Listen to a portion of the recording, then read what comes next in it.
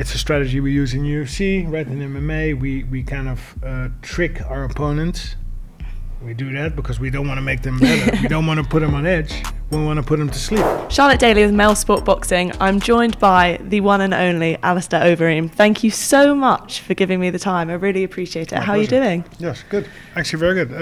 Here in Saudi Arabia, we're 1 day away from the clash. As a spectator, right? And actually loving it, enjoying it. Different world, boxing world. Biggest fight at the moment, I believe. Former foe, Francis Ngannou, following his journey, right? Amazing journey throughout the world, different fight promotions, now into boxing.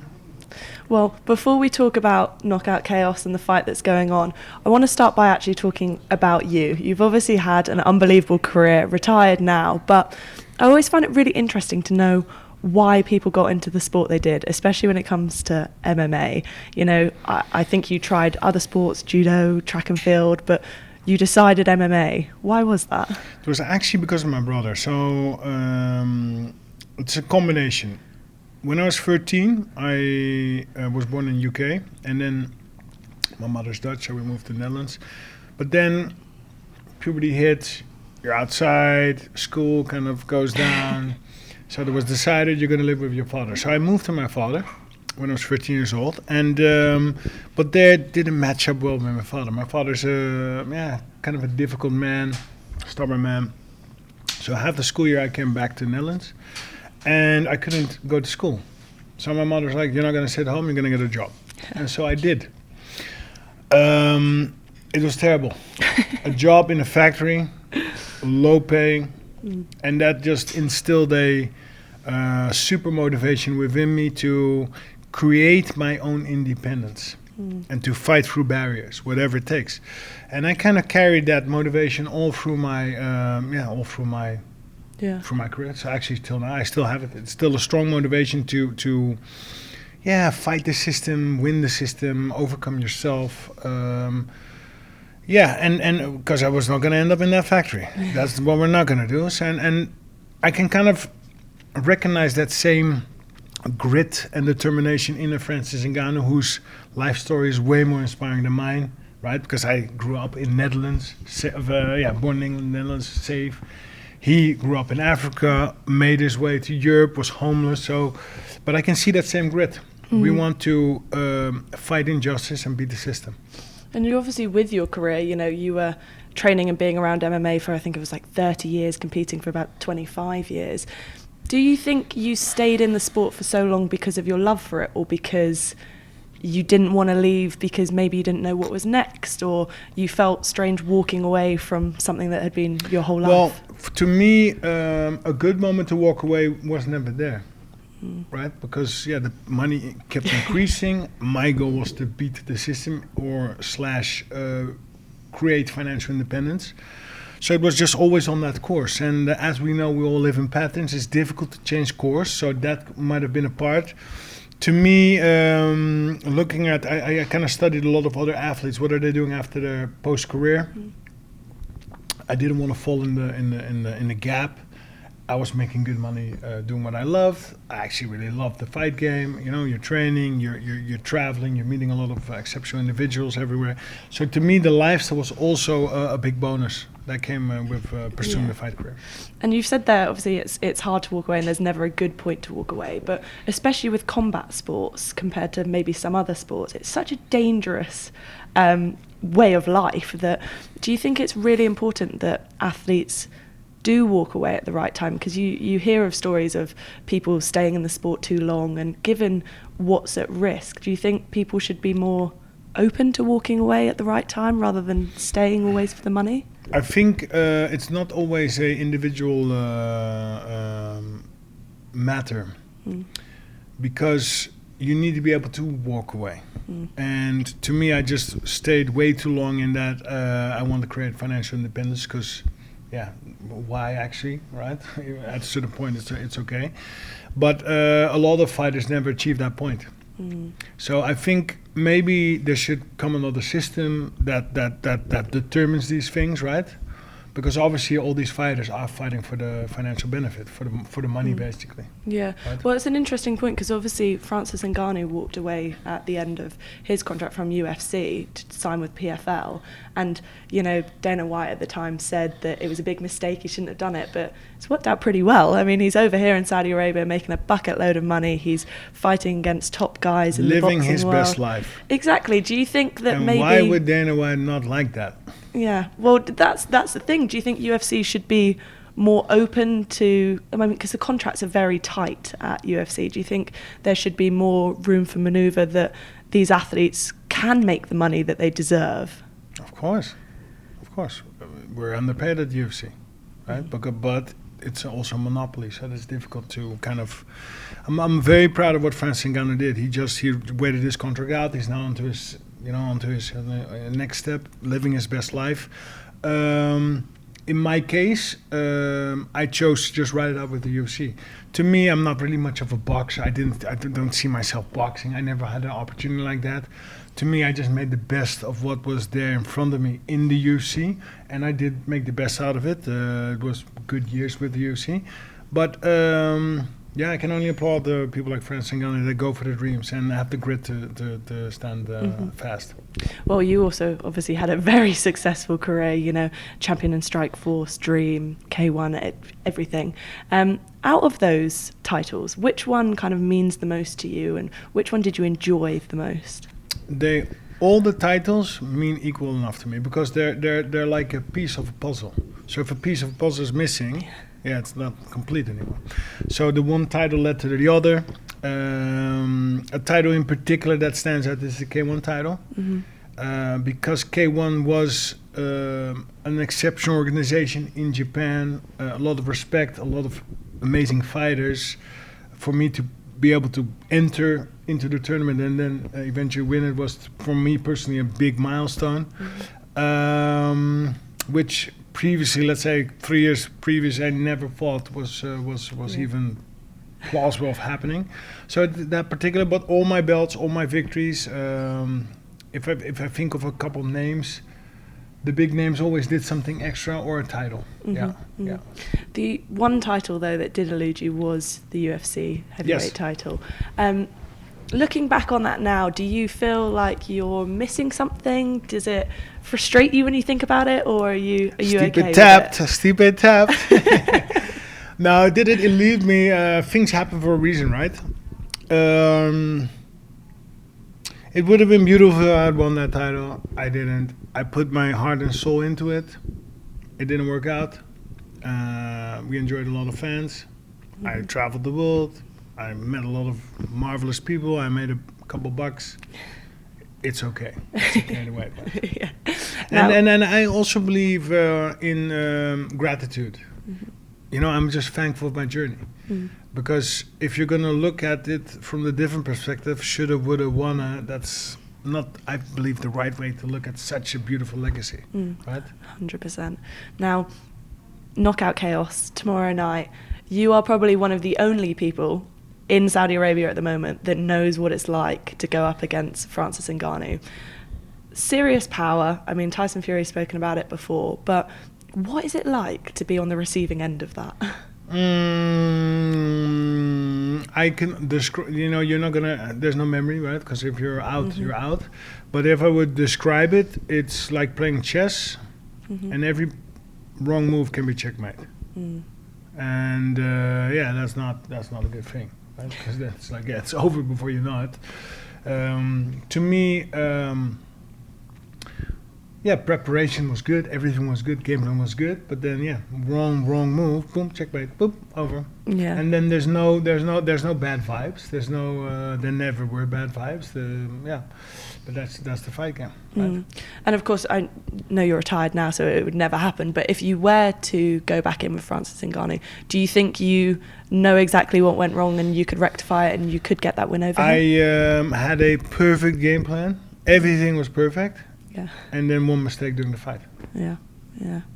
And I was adamant also I was going to win. And I even after the fight was adamant, it was that mistake. If I didn't do that, then it would be entirely different. But that is both the negative, but also the beauty of the sport, right? it's moments, and either you take him or you don't. And Francis Ngannou was the clear winner. I still need to wake up from that. I think that was one of the hardest knockouts I suffered. That was one of the hardest knockouts. In terms of that, with you saying there it's one of the hardest knockouts you've suffered, what was it like after that? Because I mean, obviously we saw the immediate aftermath, but the days afterwards, how are you feeling, and how did you recover from something like that? So I don't know, I'm kind of mentally I just continue. So I literally came back to the Netherlands. When was that? That was 2017, September-ish. So I basically just came back to the Netherlands, took a week, maybe 2, maybe 3 off. You know, after KO, you take a little longer off. And usually I took a week off, and then I start slowly again. And slowly back in the mix. I didn't have any other damage, wasn't tired or anything. It was just like, boop, over. Do you think there's enough kind of precautions in place to look after the athletes? Because obviously we hear all these stories about brain trauma and things like that. Do you think at the moment there's enough in place to support the athletes as they're needed? With boxing, or with, I don't know about the amenities with boxing. In the UFC, absolutely not. No, because it's individual. My care was all holistic. I only have 1 surgery done in all my 30 years of training and competing, but I sought after all those methods myself. It was not UFC, and I have to correct that, because UFC does have the Performance Institute, and there are some specialized people there, and then you have to travel to Vegas to make use of them. You said a moment ago that there was no bad feelings between you and Francis. You obviously know him on a personal level.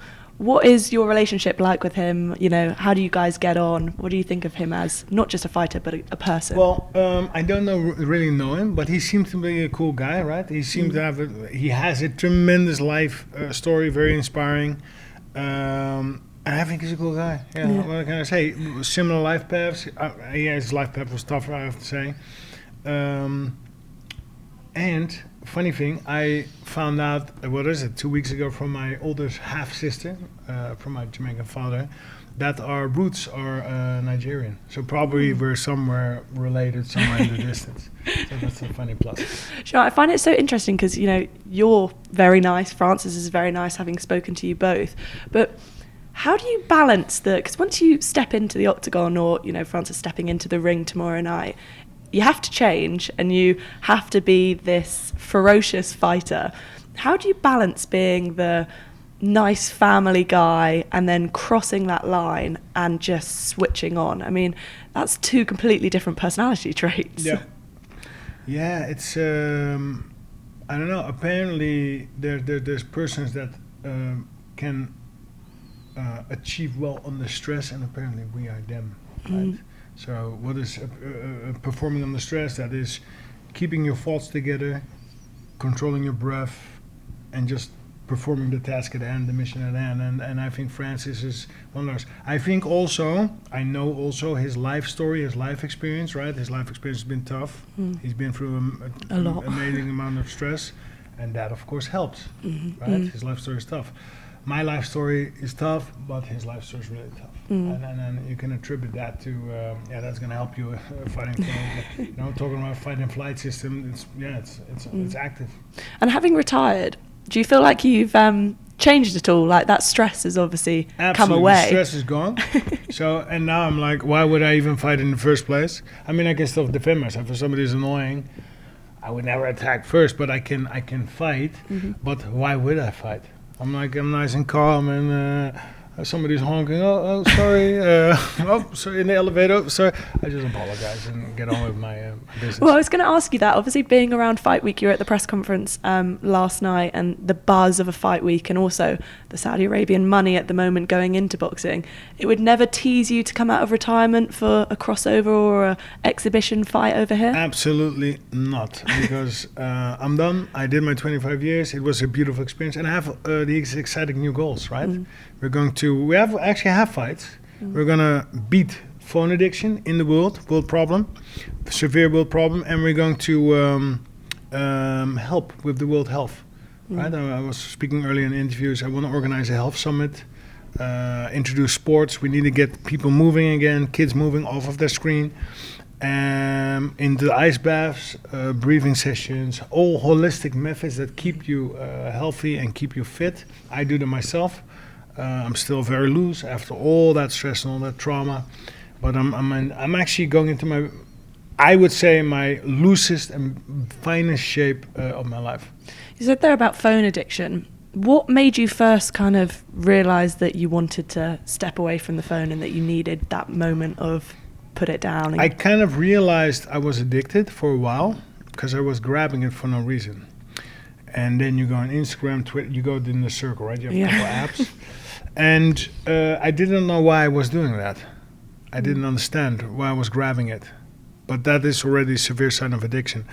And it was actually my daughter, turning 14 at the time, which was 2.5 years ago, who collapsed and couldn't go to school anymore. Wow. And that made me dive into it as a involved father. Mm-hmm. I wanted to see what was going on. And the specialist, psychologist, they couldn't explain to me what was going on. They came with HGID and this, all these terms, which to me, they might exist, they exist. But HGID, what does that have to do with collapsing and not being able to put your clothes on to go to school? So I kind of dove into it, started doing my research, and everything was safe. 2 brothers on that side, there's no drugs, there's no wrong friends. Very safe, secure environment. School was fine. And then the final thing that remained was, she's a lot on her tablet. She's drawing and she's... so I kind of, I'm also a lot on my phone. Could it be she's on that? Because I noticed I'm also addicted. I decided to break my addiction. I, as an athlete, can do that. I just wrote a schedule, 30 minutes in the morning, 30 minutes at dinner time, and otherwise I'm just not gonna be on my phone. And 21 days later, boom, and that's how I knew, because of the sports supplements you take, after a couple of they kick in and you start to kick feel out. it. Mm-hmm. That's receptors. Your receptors, every cell in your body has receptors, they click. And wow, what an amazing feeling that was. That is your dopamine baseline reset. So your dopamine, which is built up, first week it starts to go, second week, third week, and then day number 21 it's gone. So it's back to zero, and you will feel amazing. And in the process I made a lot of notes, right, diary, and I decided to help other people detox from their phones. I just went in my circles, detox 152 people now. Wow. Made a lot of notes, so I understand exactly how the phone is attacking your system, because it is attacking your system. It's not helping, it's attacking your system, because addiction is bad, right? The other way of looking at it, which is maybe not nice to hear, but it is the truth. We are now in the time of information, great time, access to everything at all times, but the time of information is also a dangerous time, because we have all become junkies. Junkies towards the next dopamine hit in the form of information, like, comment. So I put all the information from the 152 people I detoxed into an app. The app we're going to start testing in a week. Wow. So we'll probably get it out in a month, maybe 6 weeks, for other people to follow in this detox. Because I've detoxed myself twice now. I'm going to do it the third time next week start. It'll most likely become a yearly thing, because we're not going to get rid of the phone. The phone is a great tool, right? Yeah. The phone is a great asset. Just need to be able to manage it. But we need to control the phone. The phone needs to not control us. And this means we'll need to detox ourselves. And the way I'm looking at it now, I think once a year. You detox yourself once a year and after that detox, you'll feel a lot better. You have a lot more energy, a lot more refreshed. You're going to enjoy food a lot more. So that's going to be your motivation. So ultimately, it'll be an individual choice by everybody to do it when they want to do it. But in my recommendation, as of now, once a year.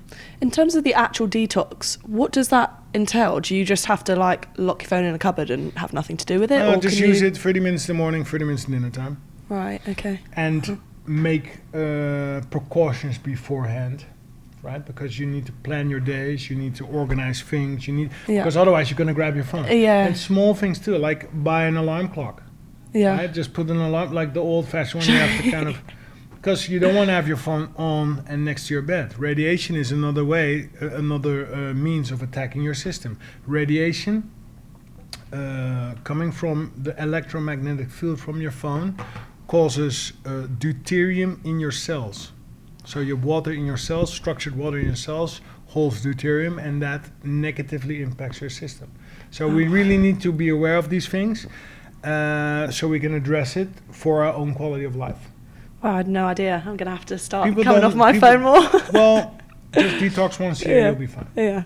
Well, back to tomorrow night. Now, Francis Ngannou facing Anthony Joshua. He obviously fought Tyson Fury last time, and you were convinced that Ngannou would get the victory over Fury. Why were you so confident? Because the boxing world is overlooking Francis Ngannou. The man is an exceptional individual. His life path, with all that adversity and all that trauma and insecurity, is just mind-baffling. And people like that you shouldn't underestimate, right? He's coming with a plan. Mike Tyson is in his corner. Mike Tyson also have a lot of knowledge. So, and looking back, Tyson Fury did win the fight. He did, right? Because it's 10 rounds. Francis Ngannou knocked him down in that one round. It goes over 10 rounds. Amazing performance also by Tyson Fury, right? The way he just stood up, like, well, what? But I did understand. Because I kind of look at it from a different perspective, and I knew that Francis Ngannou is going into the boxing ring, and of course the boxers are going to underestimate him because he's not a boxer, and you're going to fight the top number one boxer. So of course, he stands no chance. So there's an underestimation going on. So I kind of knew that, and then watching at the video clips, you could see Francis Ngannou hitting some mitts. It did not look spectacular at all. It's a strategy we use in UFC, right? In MMA, we kind of trick our opponents.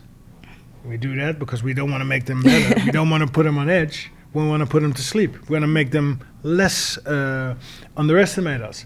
So I could see that happen a little bit in the background, and I was and I kind of also like I'm inspired by his life story, so I was kind of rooting for him. Yeah. And it definitely was the best boxing debut we've seen. Do you think he's now got the credit he deserves and people are not underestimating him this time around? Well, absolutely not underestimating him, and I also think his confidence has grew from that performance. But I think that for Francis himself, I was listening to him at the press conference. I think he's very candid, and I think he wants gold. I think he's coming for that belt. So that means there's a hyper motivation going on over there from a person who walked from Africa, who's been homeless. So, and he has the weight, he has the grit. You can see he can take a punch. So I think he's very motivated to win this fight and to rematch Gypsy King. Just on that, he's spoken before about wanting to do boxing and MMA. How hard do you think it is to balance the training for both? Because physique wise, energy stores, everything is just slightly different for each sport. How hard do you think it will be for him to transition from one to the other seamlessly?